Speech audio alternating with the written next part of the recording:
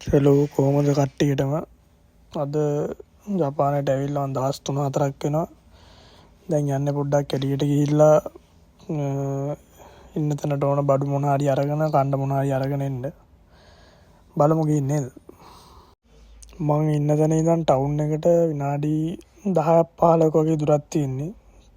මේ වගේ traffic lights හැමතැනම තියෙනවා. ඒ වෑන් පාර මාරු වෙවි යනවා. බයික් එකේ යන්නත් පුළුවන්. මම පයින් ගියේ ළඟ නිසා මෙතනින් එහා පැත්තට පැනලා මීටර් 900ක් විතර ඇති තමයි ටවුන් එක තියෙන්නේ.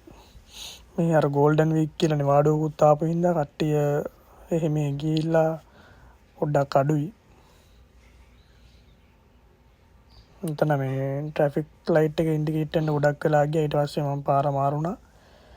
කොහොමත් විනාඩි මම හිතන්නේ 10න් 10 වගේ ට්‍රැෆික් ලයිට් එක ස්ටොප් වෙනවා. ඔයාලට පේනවා මේ ජපාන් වල කට්ටිය ඉන්නවා මෙහෙ. එයාලා ගොඩක් බයිසිකල් වල තමයි යන්නේ. මේ තියෙන්නේ මම සිටි එක ගාවදී ගත්ත වීඩියෝ එක. එතන නම් කට්ටිය හිටියා මෙහෙම යනවා. මෙහි ෂොප්ස් ගොඩක් තියෙනවා. සුපර් මාකට්ස් ගොඩයි. ආයි සාමාන්‍යයෙන් shopping කරන්න malls ගොඩයි. මම දැන් යන්නේ සුපර් මාකට් එකට. ඒකේ ලෙවල් අනම්මන ඔක්කොම තියෙනවා. මේ එළිය දාලා තියෙන ගණන් අඩු ඒවා. කෙසෙල්, ඇපල්, දොඩම් ඒ ඔක්කොම මේ ගාන අඩු ඒවා තමයි මෙතන එළිය දාලා තිබ්බේ. මම ඊට පස්සේ ඒ ටිකත් බලලා එහෙම හිමින්සරේ ගියා මේ ඇතුළට. මේක සාමාන්‍ය ලංකාවේ හරියට කිව්වොත් ෆුඩ් සිටි එකක් වගේ තමයි. මේකේ කේක් ගණන් වල ගහලා තියෙන මේවා තියෙනවා. මෙතන සාමාන්‍යයෙන් ඔයාලට පේනවා ඩයරි ප්‍රොඩක්ට්ස් ඔක්කොම තියෙනවා. චීස්, බටර් ඔක්කොම මේකේ තියෙනවා. මස් වර්ග, සනික කෑම ඔක්කොම මේ වගේ ගානට ස්ටොක් කරලා තියෙනවා. අපිට ගිහිල්ලා බලලා ප්‍රයිසින් එක උඩ ගහලා තියෙන ප්‍රයිසින් එක ඔයාලට පේනවා ඇති. කොහොමද ගණන් වෙන්නේ කියලා. මම ආපු මුල් දවස්වල හින්දා දන්නේ නැහැ සාමාන්‍යයෙන් මෙහි තියෙන ගාන එක්ක මේ ලංකාව එකත් එක්ක කන්වර්ට් වෙනවා. එතකොට සාමාන්‍යයෙන් අපිට තේරෙනවා වේදම් වැඩි වෙයි කියලා. මම හිතන්නේ එහෙම නැතුව ඇති. මොකද අපි බලන්නේ මේකකින් ඉන්නේ බලන්න ඕනේ. පොඩි වටයක් දාලා බැලුවා මොනවද තියෙන්නේ ගන්න මොනවද තියෙන කෑම වර්ග ලංකාවේ ප්‍රොඩක්ට්ස් මම මේක දැක්කේ නැහැ. ඔක්කොම තිබ්බේ මෙහි ඒවා.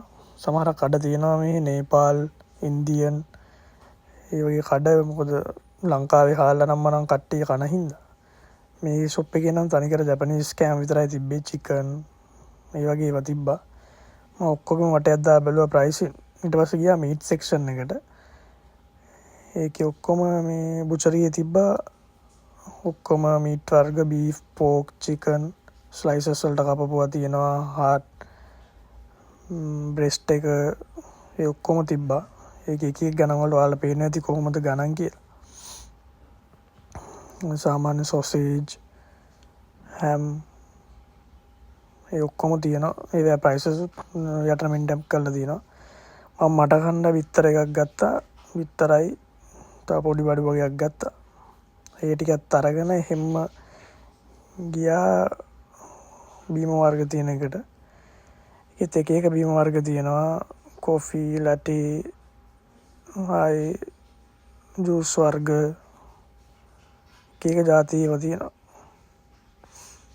මේකේ ඔක්කොම මේ සමහරක් ඒවා ඉංග්‍රීසි වල ගහලා තියෙනවා. සමහරක් ඒවා ඉංග්‍රීසි නෑ. මේ සාමාන්‍ය ස්වීට් වර්ග තියෙනවා. චොකලට්ස් එක જાති කෑම වර්ග තියෙනවා. පීනට්ස්, කොකෝ ප්‍රොඩක්ට්ස්, ආයි චිප්ස් වර්ග ඒවත් මම නිකන් බැලුවා රවුමක් දාලා. ඒකත් සාමාන්‍යයෙන් තියෙනවා එක එක කෑම જાති. ඒ බඩු ඔක්කොමත් අරගෙන මම ගෙදරට යන්න ආවා එළියට.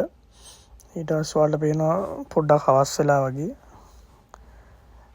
ඒ වෙලාවේ අපි මම හිතන්නේ අද්දි පාමාර එළියටදී පාමාර 6. මොකද ඇතුළට ගියාට පස්සේ බලබල ඉද්දී වෙලාව යනවා තේරෙන්නේ නැහැ.